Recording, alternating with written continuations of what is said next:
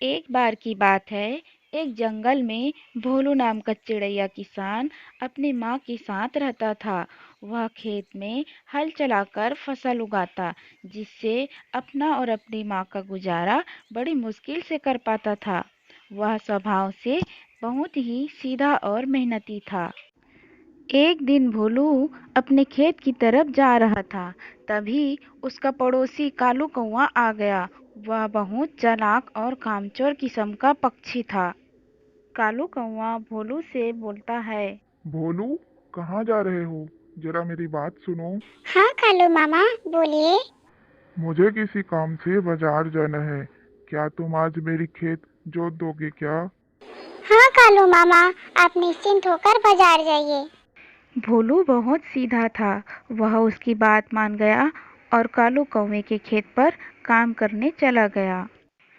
कालू कौवा भोलू को बेवकूफ़ बनाकर खुद अपने घर जाकर सो गया, जबकि भोलू ने सारा दिन उसके खेत पर काम किया। शाम होते ही कालू कौवा उठकर आ गया और भोलू को धन्यवाद देने लगा। धन्यवाद भोलू, तुमने मेरे खेत का काम पूरा कर दिया। अरे नहीं कालू मामा, जरूरत पड़ने पर अगर पड़ोसी काम नहीं आएगा तो कौन आएगा। इस बार बारिश नहीं हुई, जिससे फसल खराब हो चली थी, जिससे भोलू बहुत ज़्यादा गरीबी की हालत में आ गया। उसके पास खाने के लिए पर्याप्त अनाज भी नहीं था, जिससे उसने अपनी माँ से पूछा। माँ, क्या मैं कभी इतना धन कमा पाऊंगा जिससे हमारा गुजारा सही से हो सके। हाँ बेटा, क्यों नहीं। बस तू इसी तरह मेहनत कर और एक दिन तुझे तेरी मेहनत का फल जरूर मिलेगा। भोलू अपने खेत से लौटते समय रोज रोते हुए भगवान से प्रार्थना करता है।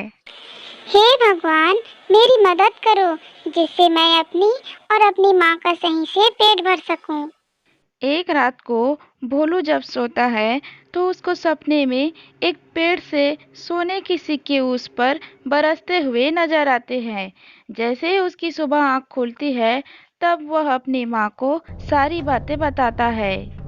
माँ, आज मैंने सुबह सुबह एक सपना देखा जिसमें मेरे ऊपर सोने के सिक्के बरस रहे थे।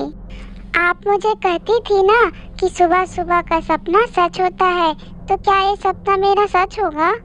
उसकी माँ भोलू की बात सुनकर हंसने लगी। थोड़ी देर बाद भोलू खेत के लिए निकल जाता है। भोलू को खेत जाते हुए पड़ोसी कालू कौवा मिलता है। तब भोलू उसको सोने के सिक्के के सपने के बारे में बताता है। कालू कौवा उसको बेवकूफ़ समझता है और उसको बोलता है। हाँ, मैंने भी एक सपना देखा जिसमें मुझे जमीन के अंदर से सोने के सिक्के मिले। कालू मामा, देखना तुम्हारा भी सपना सच होगा। ऐसा कहकर भोलू वहाँ से चला जाता है। भोलू जब उस दिन हल चला रहा था, तो उसका हल जमीन की किसी जगह फंस जाता है। उस जगह की मिट्टी को जब भोलू हटाकर देखता है, तो उसे एक घड़ा मिलता है। उस घड़े का ढक्कन जब वह हटाता है, तो उसे सोने के सिक्के मिलते हैं। भोलू यह देखकर खुश हो जाता है, लेकिन सोचता है कि कालू ने जो सपना देखा था जमीन से सोने के सिक्के निकलने का, वह सच हो गया। अब यह कालू का है।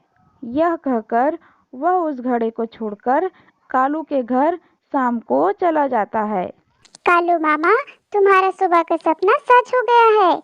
मुझे एक सोने के सिक्के का घड़ा मिला जमीन के अंदर से, जैसा तुम्हें सपना में देखा था। तुम जाकर उसको ले लो। यह कहकर भोलू वहां से चला जाता है। कालू कौवे को हैरानी होती है। वह उसकी बातों पर विश्वास नहीं करता और सोचता है कि अगर भोलू के खेत में उसको सोने के सिक्के का घड़ा मिला है, तो वह उसको क्यों दे रहा है। लेकिन फिर भी वह उसके खेत में देखने के लिए चला जाता है। भोलू उस घड़े का ढक्कन सही से बंद करना भूल गया, जिससे खेत में मौजूद बहुत सारी जहरीली चींटियां और कीड़े उसके अंदर ऊपर से भर जाते हैं। जैसे ही मंगेश उस घड़े का ढक्कन हटाकर देखता है, तो उसको उसमें कीड़े और चींटियां भरे हुए नजर आते हैं। वह उसके ढक्कन को तभी बंद कर देता है और इस सब को भोलू की चाल समझता है। वह भोलू को सबक सिखाने के लिए रात को भोलू के घर चला जाता है और उसके घर पर कीड़े डालने के लिए छत पर चढ़ जाता है और कुछ ईंटें निकालकर सारा घड़ा खाली कर देता है। फिर भोलू की आंख खुलती है तो देखता है। माँ माँ, देखो देखो, मेरा सपना पूरा हो गया। हमारी छत से सोने की बरसात हो रही है। अरे हाँ बेटा, ये तो सच में तेरे सपने जैसा है। यह देखकर भोलू और उसकी माँ बहुत खुश होते हैं। जब कालू कौवा को पता चलता है कि घड़े में ऊपर से कुछ कीड़ों के बाद नीचे सोने के सिक्के थे, तो वह अपने आप को बहुत कोसता है क्योंकि उसने घड़े को सही से नहीं देखा था। इसके बाद भोलू चिड़ैया और उसकी माँ अमीर हो जाते हैं और खुशी खुशी अपना जीवन व्यतीत करते हैं।